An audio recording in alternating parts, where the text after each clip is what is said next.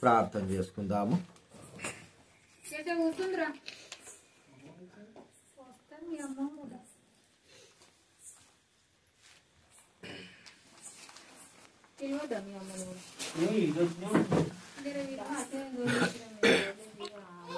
ప్రేమగల తండ్రి, పరిశుద్ధమైన మా దేవ, సహోదరి లుధియాను బట్టి స్తోత్రాలు. కుమార్తె ప్రభా లాస్యాన్ని బట్టి మీకు కృతజ్ఞతలు చెల్లిస్తూ ఉంటున్నాం. ఈరోజు తన యొక్క పుట్టినరోజు ప్రభా తండ్రి. మరి మీరు ఈ లోకంలోకి ఒక వ్యక్తిని పంపించారు. లాస్య తండ్రి తన చిన్న జీవితంలో మీరు దినదినము పొడిగించి ఆశీర్వాదం ఇచ్చి ప్రభు ఆయుష్ను పెంచుతూ వచ్చిన విధానం బట్టి మీకు కృతజ్ఞతలు చెల్లిస్తూ ఉంటాం. దైవ వాక్యం ద్వారా మీరు మాట్లాడండి ప్రభువా. మీ స్వరమును వినిపింపచ్చే స్మరణ చేస్తుంటారు తండ్రి.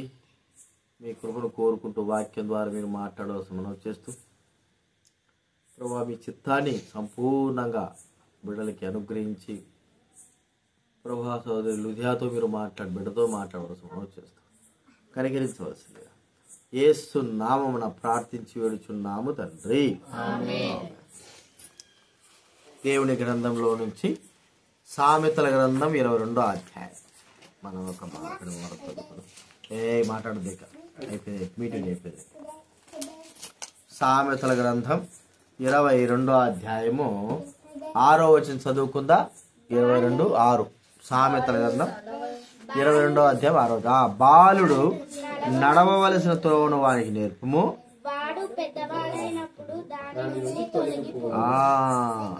ఏం చదువుతున్నావు నువ్వు? ఎన్నో క్లాసు?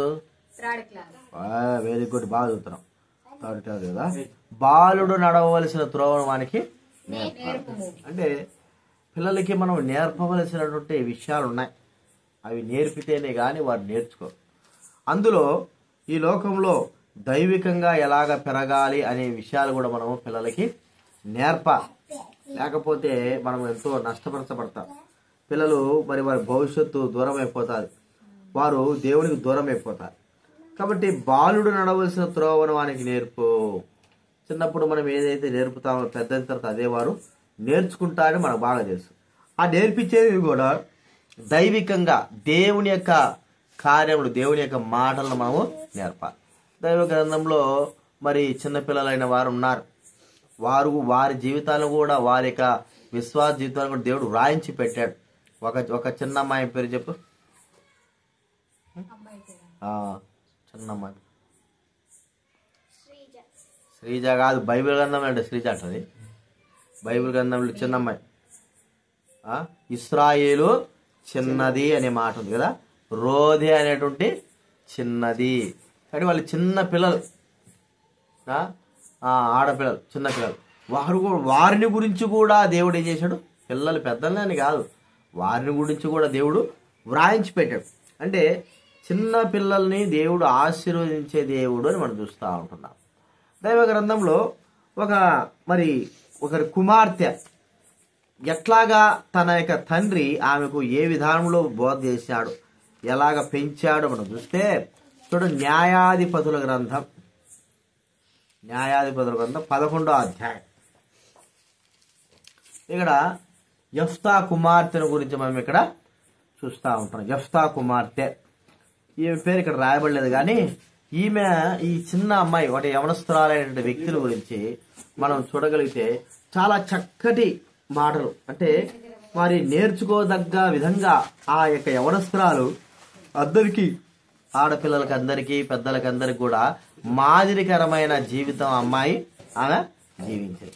చూడండి, మనం చూస్తా ఉంటే యెఫ్తా కుమార్తెను గురించి కొన్ని విషయాలు గుర్తిస్తే, మొట్టమొదటిగా యెఫ్తా కుమార్తె జీవితంలో ఆమె ప్రభువును ఎరిగి రక్షింపబడిన వ్యక్తిగా మాట చూస్తూ ఉంటున్నాం. చూడండి మాట ఇక్కడ కాతే 35 న్యాయాధిపతుల గ్రంథం 11వ అధ్యాయం 35 వచనంలో ఈ మాటను బట్టి మనం అర్థం చేసుకుంటే, కాబట్టి అతడు ఆమెను చూచి తన బట్టలు చింపుకొని, అయ్యో నా కుమారి, నీవు నన్ను బహుగా కృంగజేస్తివి, నీవు నన్ను తల్లడింపజే వారిలో ఒకటివై ఉన్నావు.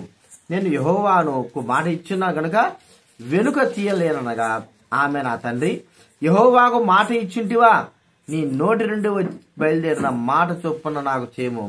యెహోవా నా శత్రువులైన అమ్మోనీయులను మీద పగ తీర్చుకుని ఉన్నాడు అతనితో అనేను. యెహోవాకు మాట ఇచ్చున్నావా? చూడండి, ఈమె మరి యవనస్తురాలైనటువంటి స్త్రీ. యెఫ్తాకు ఒకటే ఒక కుమార్తె కదా. ఈ ఒక్క కుమార్తెను మరి ఎలాగంటే దేవుని తెలుసుకున్న వ్యక్తిగా చూస్తుంటున్నా. అంటే దేవుని తెలుసుకుని తాను రక్షణ పొందిన వ్యక్తిగా మనం చూస్తూ ఉంటున్నాం. చిన్న వయసులో మనము దేవునికి తెలపాలా, చిన్న వయసులో వాళ్ళ రక్షణ అనుభవంలోకి వచ్చేటట్లుగా మనము చూడాలి. చూడండి, 1 తిమోతి రాసిన పత్రిక మనకి ఇక్కడ కనబడుతుంది. తిమోతి రాసిన పత్రికలో 2 తిమోతి 1వ అధ్యాయము 5వ వచనం. 2 తిమోతి 1వ అధ్యాయం 5వ వచనం. 2 తిమోతి 1వ అధ్యాయం 5వ వచనం చదవండి. 3-5 ఉంటాయి కలిసి. నా ప్రార్థనలు ఎద్దు చదవాలి. 2 తిమోతి 1వ అధ్యాయము 3-5. నా ప్రార్థనలు ఎడతెగక నేను జ్ఞాప చేసుకుంటూ నీ కన్నీళ్లను తరలించుకొని నాకు సంపూర్ణ ఆనందం కలుగుటకై నిన్ను చూడవలని రేయింబగుళ్ళు నీ అందరూ నిష్కపటమైన విశ్వాసం జ్ఞాపం చేసుకొని నా పితృాచార ప్రకారము నిర్మలమైన మనస్సాక్షితో నేను సేవించుతున్న దేవుని ఎడల కృతజ్ఞుడై ఉన్నాను. ఆ విశ్వాసం మొదట నీ అవ్వయైన లోయలోనూ నీ తల్లి అయిన వివేకేలను వసించను. అది నీ యందు సహా వసించుచున్నది రూఢిగా నమ్ముచున్నా. ఏ వయసులో ఇది తిమోతికి చెప్తున్నాడు? యవన వయసులో మరి తిమోతి తన అవ్వ మరి తల్లి వారిద్దరు కూడా తిమోతికి చిన్న వయసులోనే రక్షణ యొక్క అభ్యాసమును చేసిన వారుగా, రక్షణ గురించిన మాటలు బోధించిన వారు చూస్తుంటున్నా. అంటే వారి చిన్న స్థలంలో నుంచే దేవుని ఎరుగుతున్నట్లు, దేవుని యొక్క నమ్మకమైనటువంటి రక్షణ వారి జీవితంలో కలుగునట్లు వాళ్ళ తల్లి వాళ్ళ అమ్మమ్మ ఇద్దరు కూడా ఏం చేశారు? ఆ యెఫ్తా కుమార్తెకు లాగే వారు బోధించారు తిమోతి. కాబట్టి చిన్నతనంలో మనం ఏం చేయాలా? పిల్లలకి బైబిల్ ఇవ్వడం చాలా ప్రాముఖ్యం. చక్కగా బైబిల్ చదువుతుంది. అయితే ఇంకా రక్షణ యొక్క జీవితము పాపలో మనం ఏం కావాలా? బోధించాలి. రక్షింపబడాలా, నీవు కూడా యేసుప్రభువు నమ్మాలా. యేసుప్రభువునందు విశ్వాసం నమ్మడం అంటే కాదు, యేసుప్రభువా నేను పాపిని, నా పాపాలు క్షమించు, నా జీవితంలోకి రాని పిల్లలకు మనం నేర్పాలి. వారు ఒక దినాన సంపూర్ణంగా వారి హృదయంలోకి అలాంటి కార్యం జరగకపోయినా ఏదో ఒక దినాన మనం చెప్పిన మాటలు వారి హృదయాలు ఏమవుతాయి? పదిలముగా చేయబడతాయి. అందుకే కొంతమంది భక్తులు ఉన్నారు, 5 సంవత్సరాలప్పుడు రక్షింపబడ్డా అంట ఒక భక్తుడు. 5 సంవత్సరాలు ఎంత గొప్ప విషయం అండి. 5 సంవత్సరాలు రక్షణ అనేటువంటి ఆ అనుభవము 5 సంవత్సరాలు తనకు కలిగింది అని మనం చూస్తూ ఉంటున్నాం.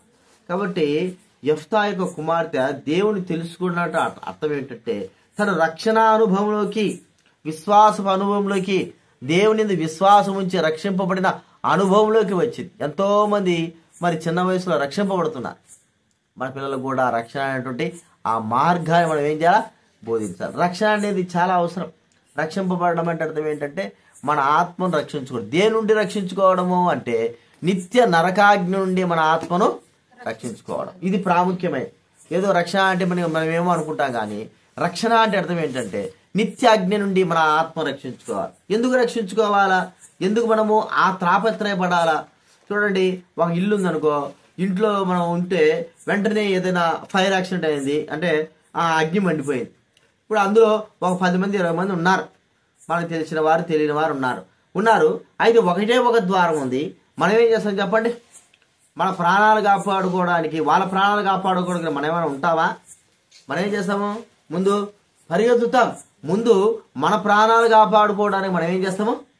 తాపత్రయపడతాం. ముందు డోర్ దగ్గరకు వచ్చి ఆ డోర్ తీసి అందరికంటే ముందుగా పరిగెత్తాం. ఎందుకు? నేను సాగకూడదని. మరి మన విషయమై ఆత్మ సంబంధంగా మనం కూడా రక్షింపబడాల. ఆ రక్షణ మనకి ఎందుకు సహాయపడుతుందంటే మనం చేసిన పాపాల నిమిత్తమై మన ఆత్మ నిత్య నరకాగ్నికి పోవాల్సింది. ఆ అగ్ని నుంచి తప్పింపబడాలంటే యేసు ప్రభువునందు మనం విశ్వాసము ఉంచాలి. ఆయన ఎందుకు రక్షింపబడాలి.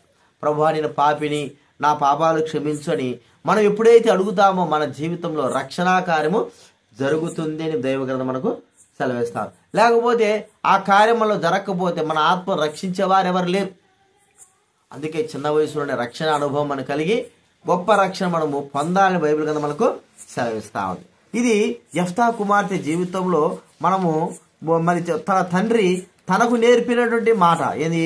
విశ్వాస జీవితం, దేవుని విశ్వాసం, నమ్మకము ఆమె ఉంచింది ఎవరి జీవితంలో.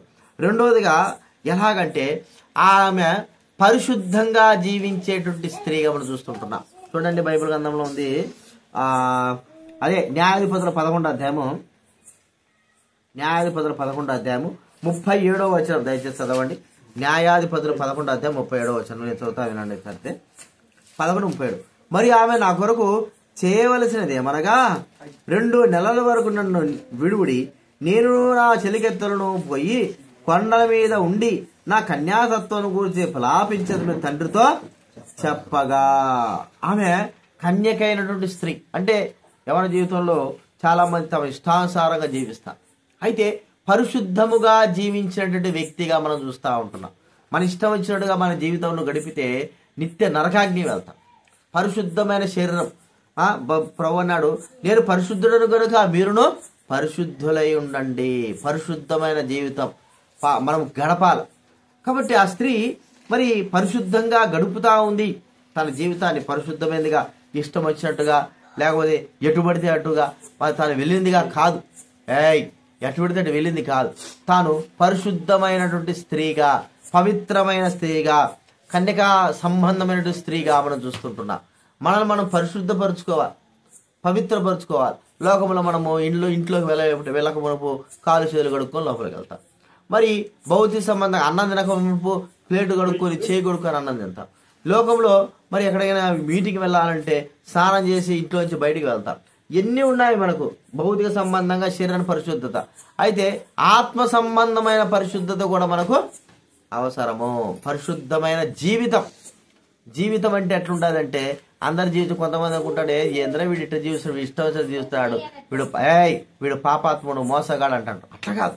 మన జీవితము పరిశుద్ధమైందిగా, పవిత్రమైందిగా, అబద్ధాలకు, మోసాలకి, పాపాలకి అన్నిటికీ దూరంగా ఉండాలి మన జీవితం. ప్రియమైన వాళ్ళరా, ఒకప్పుడు మనం అలాగ జీవిస్తే, మన ఇష్టంగా జీవిస్తే దానికి మనము ఎంతో మూల్యం చెల్లించాలంటే మనం శిక్ష అనుభవించాలా. అందుకే పరిశుద్ధమైన జీవితం మనకు చాలా ప్రాముఖ్యమైనది. ఆ పరిశుద్ధమైన జీవితం గడపడానికి మనము ఎంతో పరిశుద్ధం. అందుకే దైవ గ్రంథం చదువుకోవాలా, బైబిల్ చదువుకోవాలా, ప్రార్థన చేసుకోవాలా, ప్రార్థన మందిరానికి రావాలా, పరిశుద్ధంగా మనం మన మనస్సును, మన ఆత్మను చూసుకోవాలా, మళ్ళీ తగలకోకుండా జాగ్రత్త పడతా ఉండాలా. కాబట్టి పరిశుద్ధమైనటువంటి జీవితం కలిగిన వారంగా యేసు రక్తమే మనల్ని పరిశుద్ధపరిచేదిగా మనం చూస్తూ ఉంటున్నాం. ఇది రెండోదిగా మనం చూస్తుంటున్నాం. ఏది? యెఫ్తా కుమార్తె జీవితం ఎట్లుందంట? పరిశుద్ధమైనదిగా ఉంది. మూడోదిగా యెఫ్తా కుమార్తె యొక్క జీవితంలో మనం నేర్చుకోదగ్గ విషయం ఏంటంటే, చూడండి, విశ్వాసం. ఏది? నమ్మకం. ఎన్ని శ్రమలు వచ్చినా, ఎన్ని కష్టాలు వచ్చినా మనం ఏం చేయాలి? ప్రభును విశ్వాసం ఉంచాలి. కొంతమంది శ్రమలు వస్తే, కష్టాలు వస్తే, బాధలు వచ్చినాయి అనుకో, ఏముంది అని వెళ్ళిపోతాట. శ్రమలు, కష్టాలు, బాధలు ఇవన్నీ కూడా మనలో విశ్వాసాన్ని పెంచేవిగా చూస్తుంటారు. దేవుని ఎడల మనం ఎంత విశ్వాసం, చిన్నపిల్లలకి ఎంత విశ్వాసం ఉంటుంది తెలుసు కదా. చిన్నపిల్లలు దేవుని ఎందు విశ్వాసం, వారు దేవుడు ఉన్నాడు అంటారు కదా. దేవుడు ఉన్నాడు, పోతావా అన్నాడు, దేవుడి దగ్గర పోతాం. వాళ్ళు ఏమి చెప్పినా కూడా నమ్ముతారు. దేవుని ఎందు విశ్వాసం వారి హృదయాల్లో ఉంటుంది. కాబట్టి ప్రియమైన వాళ్ళరా, మన హృదయాల్లో కూడా ఏం చేయాలా? హృదయంలో విశ్వాసము. విశ్వాసం లేకుండా దేవునికి ఇష్టడై ఉండుట అసాధ్యం. దేవుడిని నమ్మలేకపోతే, విశ్వాసం లేకపోతే మనం ఏముండో అసాధ్యం. కాబట్టి విశ్వాసం అనేది మనకు నమ్మకం. ఎందుకు? దేవుడు ఉన్నాడు. ఆ దేవుడు మనకు ప్రతిఫలం ఇస్తాడు, మనల్ని కాపాడుతాడు. కాబట్టి ఆయన ఎందు మనుషులు నమ్మితే ఏమైపోతాం చెప్పి బోల్తా పడతాం కదా. మనుషులు నమ్మితే చాలా మంది మనుషులు నమ్ముతా ఉంటారు. మనుషులు నమ్మి ఎంతో నష్టపడతారు. అయితే దేవుడు నమ్మితే ఏ మానవుడు కూడా నష్టమే పాడు. కాబట్టి దేవుని నమ్మాలా, అదే విశ్వాసము అంటారు. చిన్నపిల్లల్లో అలాంటి నమ్మకం మనకు కలిగి ఉండాలి. పిల్లలు గురించి దేవుడు అన్నాడు, ఇలాంటి వారిదే దేవుని రాజ్యం. వారు దేవుని రాజ్యం ఉందంటే ఖచ్చితంగా నమ్ముతారు. మనమైతే ఆచితూచి అంటాం, ఎవడు చూసినాళ్ళే, ఎట్ట చూసినాళ్ళే అంటాం. కానీ వాడు దయ్యం కథ చెప్పినా, దేవుని కథ చెప్పినా వాడు ఖచ్చితంగా ఏం చేస్తాడు? నమ్ముతాడు. దయ్యం కథ చెప్పినా అమ్మ దయ్యం ఉంది అంటాడు. దేవుని కథ చెప్పినా కూడా దేవుడు ఉన్నాడు. అంటే నమ్మకం. మనమైతే అదేముంది ఇదేముంది అంటాం. కానీ పిల్లల్లో నమ్మకం అనేది చాలా ప్రాముఖ్యం. వాళ్ళు ఎంతో నమ్ముతారు తల్లిదండ్రులైన వారిని. వారు నమ్ముతారు. అలాంటి విశ్వాసం మన హృదయాల్లో కలిగి ఉండాలనేది ఇక్కడ మనకు చెప్పబడుతున్నటువంటి మాట. అంత మాత్రమే కాదు, విశ్వాసమే కాదు కానీ ఇంకా ఆ యొక్క ఎట్లా నమ్మిందంటే ఆ స్త్రీ యెఫ్తా కుమార్తె దేవునికి ఇచ్చేదిగా చూస్తూ ఉంటారు. ఏమిచ్చింది దేవునికి? తన జీవితాన్ని దేవునికి అర్పించేసుకున్నది. అంటే జీవితాంతం కూడా దేవుని సందులో ఉండగలిగడానికి ఆమె ఎంతో మరి ఇష్టపూర్వకంగా పిల్లలకి మనము ఏం చేయాలంటే ఇచ్చేది నేర్పాలి. దేవునికి ఏం చేయాలా? ఇచ్చేది నేర్పవలసిన వారంగా ఉంటున్నాం. కాబట్టి చిన్నపిల్లలకు సామాన్యంగా వారు ఇచ్చేది ఇయ్యరు కదా, ఇస్తారా? బిస్కెట్ అయినా ఏదైనా సరే ఎవరు తీసుకోవడమే కానీ ఇచ్చేది ఏముండదు. కానీ పిల్లలకు మనం నేర్పాల్సిందంటే ఇచ్చుట. యేసుప్రభు అన్నాడు, పుచ్చుకొనుట కంటే ఇచ్చుట ధన్యము. అంత ఇచ్చే వారంగా ఉంటుందా? కూర్చో కూర్చో, కేక్ కట్ చేద్దాం. పుచ్చుకొనుట కంటే ఇచ్చుట ధన్యం. కాబట్టి ఇచ్చేవారుగా దైవ గ్రంథంలో ఉంది. ఒక చిన్న పిల్లవాడు యేసుప్రభు దగ్గరికి 5 రొట్టెలు 2 చేపలు తీసుకొచ్చాడు. తీసుకొస్తే దేవుడు ఆ పిల్లవాడిది తీసుకొచ్చిన ఆ చేపల్ని అనేకమైన వారికి దేవుడు ఏం చేశాడు? పంచి పెట్టాడు. అంటే చిన్న పిల్లవాడు ఆ రొట్టెలు చేపలు ఇవ్వడం అంటే చాలా కష్టమే, కానీ వాడు ఇచ్చాడు. ఎవరి కోసం రా అంటే యేసుప్రభు కోసం. యేసుప్రభు తీసుకో తీసుకో అని వాడు ఇచ్చేసాడు. అలాంటి యొక్క అనుభవం మన పిల్లల్లో కూడా మనము అలాగా ఎప్పుడైతే పిల్లలకి దేవునికి దేవుని సన్నిధికి మనం ఎప్పుడైతే ఇచ్చుట అనేది నేర్పిస్తామో ఏదైనా సరే అది వాళ్ళ జీవితానికి ఆశీర్వాదానికి పుచ్చుకోవడం కాదు, ఇచ్చుట అనేది మనం చూస్తూ ఉంటాం. అలాంటి అనుభవంలోకి మన పిల్లలు రావాలి. చివరిగా మనం చూస్తూ ఉంటే చూడండి చివరి మాటలు ఏంటంటే పరిచర్య కదండి. దేవుని పరిచర్య చేయడం అనేది మనం నేర్పించాలి. పిల్లలకి ఇంట్లో పనులు చెప్తా అంటే చెప్పరు కదా, చేస్తావు ఇంట్లో పనులు నువ్వు చేస్తావు. అట్లా దేవుని పరిచర్య కూడా నువ్వేం చేయాలి చెప్పు? చర్చికి వచ్చినప్పుడు మందిని ఊడ్చడము, చేపలు వేయడము, దేవుని పని చేయడం, అది దేవుని పని పరిచర్య. వాటర్ పోయడం అన్ని కూడా నువ్వేం చేయాలా? చేయాలి. దేవుని పరిచర్యను మనము జరిగించవద్దు. ఎందుకంటే దేవుని పరిచర్య చాలా గొప్పది. అందరికంటే అన్నిటికంటే దేవుని పరిచర్య గొప్పది. అది చిన్న పరిచర్య అయినా పెద్ద పరిచర్య అయినా హృదయపూర్వకంగా పిల్లలకు చేసేది మనం ఏం చెప్పాలా? నేర్పించాలా. సమూయేలు చూస్తే చిన్న వయసులో ఏం చేశాడు? ఏలి ఎదుట యెహోవాకు పరిచర్య చిన్న వయసు, చాలా చిన్న వయసు, 5 సంవత్సరాలు ఉంటాయేమో అంతే. 5 సంవత్సరాల వయసు నుంచి దేవుని మందిరంలో వేస్తున్నాడు, పరిచర్య చేస్తూ ఉంటున్నాడు. చాలా మంది పిల్లలైన వారు దేవుని పరిచర్య చేసి గొప్ప స్థానంలో ఉన్నారు. నువ్వు కూడా అలాసా దేవుని మందిరంలో ఏం చేయాలి చెప్పు? పరిచర్య చక్కగా చేసుకోవాలా. మంచిగా నీ భవిష్యత్తు నేను ఆశ్రయిస్తాడు దేవుడు. నువ్వు దేవుని పని ఎంతగా చేస్తే దేవుడు నిన్ను బహుగా దీవిస్తాడు. కాబట్టి నువ్వు మొట్టమొదటిగా ఏం పొందాలి? రక్షణ పొందాలి. ప్రభువా నేను పాపిని, నా పాపాలు క్షమించు, నా హృదయంలోకి రా ప్రభువా అని నువ్వు ఎప్పుడైతే ఎదుగుతావో యేసు ప్రభువా నిన్ను రక్షిస్తాడు, నీ హృదయంలో మారుస్తాడు, నీ జీవితం మారుస్తాడు, నీకు రక్షణ ఇస్తాడు. అంత మాత్రం కాదు, నీ జీవితాంతం నువ్వు ఎట్లుండాలా? పవిత్రంగా పరిశుద్ధంగా నువ్వు జీవించాలి. తప్పుడు కానీ లేకపోతే దొంగతనం కానీ మోసాలు కానీ ఎన్ని కూడా ఏం చేయకూడదు? బూతులు మాట్లాడి ఎన్ని కూడా చేయకూడదు. పరిశుద్ధంగా పవిత్రంగా నువ్వు జీవించాలి. అది కొద్ది కష్టమే కదా, కొద్ది కష్టమే కానీ మనం పరిశుద్ధంగా జీవించడానికి ఇష్టపడాలి. మూడోది ఏం చూస్తూ వచ్చాము? విశ్వాసమా? విశ్వాసం. యేసు ప్రభు నువ్వేం చేయాలా? నమ్మాలా. యేసు ప్రభు మాట అంటే, దేవుని మాట అంటే, దేవుని వాక్యం అంటే అయిపోయింది లేరా కూర్చో. దేవుని మాట అంటే మనం ఏం చేయాలా? నమ్మాలా. ఎంతైనా సరే నమ్మడానికి నువ్వేం చేయాలా? ఇష్టపడాలి. అర్థమైందా? దేవుని మాట అంటే నువ్వేం చేయాలా? నమ్మ. దైవ వాక్యము అదే విశ్వాసం అంటారు. తర్వాత ఏం చూస్తూ వచ్చామో చెప్పండి. దేవునికి ఇవ్వడం ఇస్తావా? దేవునికి నీకు మమ్మీ ఇచ్చిందనుకో, ₹1 ₹2 ఇచ్చిందనుకో, దాచిపెట్టుకోవాలా. దాచిపెట్టుకుని ఏం చేయాలా? దేవుని మందిరంలోకి వెళ్ళి దేవుని సన్నిధికి మనము ఇవ్వాలి. అవన్నీ దాచి ఒక్కోసారి మనం హుండీలు వేసుకొని దేవుని మందిరానికి ఏదైనా సరే మనము అర్పించాలి. లేకపోతే పేదవాళ్ళు ఉంటారు, వాళ్ళకు మనం ఏదైనా ఇచ్చేటట్లుగా చెయ్యాలి. అర్థమైందా? ఊరికి ఇచ్చిందంత తినడమే కాదు, అవి మనము ఎత్తి పెట్టుకొని మనం ఏం చేయాలా? ఎవరైనా పేదవాళ్ళు ఉంటారో వాళ్ళకి మనం అవసరతులకు ఇవ్వాలి. ఇచ్చేది నేర్పించాలా, ఇచ్చేది నేర్చుకోవాలా పిల్లలకి. చివరిగా ఏం చూస్తూ వచ్చాను చెప్పండి? చివరిగా లాస్ట్ ఏం చూస్తాం? పరిచర్య. దేవుని పరిచర్య నువ్వు చెయ్యాలి. చక్కగా మందిరంలో మంచిగా వస్తే కూర్చోవాలి, మంచిగా సాపలు వేయాలా, ఆ పనులు ఈ పనులు చేయాలా, నీళ్లు పోయాలా, భోజనాలు ఉన్నప్పుడు అన్ని కూడా మంచిగా పనులు నువ్వు చేయాలి. సరేనా? అప్పుడు దేవుడు నేను ఏం చేస్తాడంటే మంచిగా ఇవి దేవుని దగ్గర నేర్చుకోదగ్గనటువంటి మంచివి, ఇవి నేర్చుకోవాలి.